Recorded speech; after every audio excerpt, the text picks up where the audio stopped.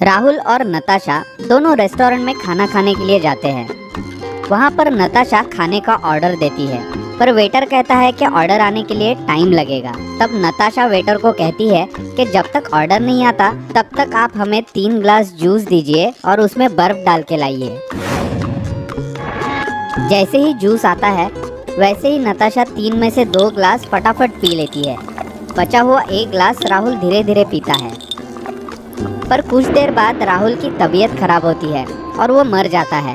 Hospital में जब doctor Rahul को चेक करते हैं तब वो बोलते हैं कि तीनों ग्लास के अंदर जहर मिलाया गया था। तो आप ही बताइए, अगर तीनों ग्लास के अंदर जहर था तो सिर्फ राहुल ही क्यों मरा?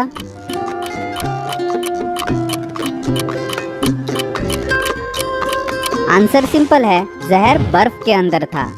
वेटर ने जब जूस लाया तब नताशा ने बर्फ मेल्ट होने से पहले ही फटाफट 2 ग्लास जूस पी लिया, जिसकी वजह से नताशा को कुछ नहीं हुआ। पर राहुल ने तो वो जूस धीरे धीरे पिया, उसकी वजह से वो बर्फ जूस में मेल्ट हो गया और जूस के अंदर जहर मिक्स हो गया और इसी की वजह से राहुल की मौत हो गई।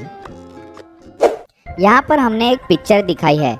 इस पिक्चर में एक मिस्टेक है। क्या आप ये मिस्टेक ढूंढ सकते हैं?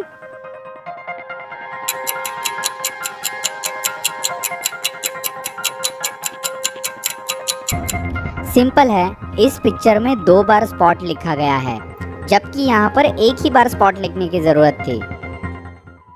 राहुल एक बार बहुत डिप्रेशन में होता है और वो डिप्रेशन में होने की वजह से बंदूक की दुकान में जाकर बंदूक खरीदता है और उसी के साथ वो सीधे वॉशरूम में जाता है।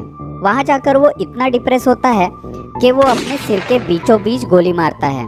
पर 5 मिनट बाद राहुल वॉशरूम से बाहर आता है और वो भी सही सलामत। क्या आप बता सकते हैं कि राहुल ने ऐसा क्या किया कि जिसकी वजह से वो गोली लगने के बाद भी सही सलामत बाहर वापस आया?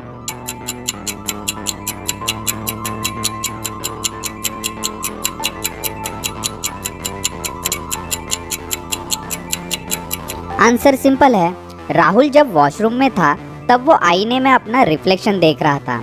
राहुल ने जो गोली मारी वो उसने अपने आईने में दिख रहे रिफ्लेक्शन के सिर के ऊपर मारी, जिसकी वजह से आईना टूट गया, पर राहुल को कुछ नहीं हुआ।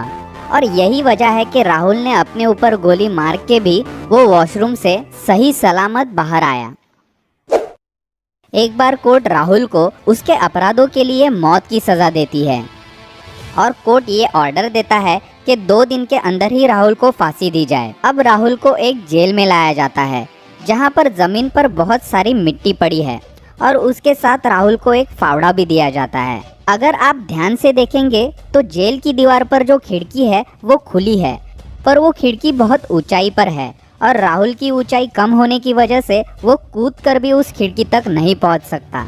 और अगर राहुल फावड़े का इस्तेमाल करके सुरंग खोद के बाहर निकलने की कोशिश करता है तो वो सुरंग खोदने के लिए उसे 2 दिन से ज़्यादा लगेंगे। अब आप ही बताइए कि राहुल को जेल से बाहर निकलना है तो वो कैसे निकल सकता है?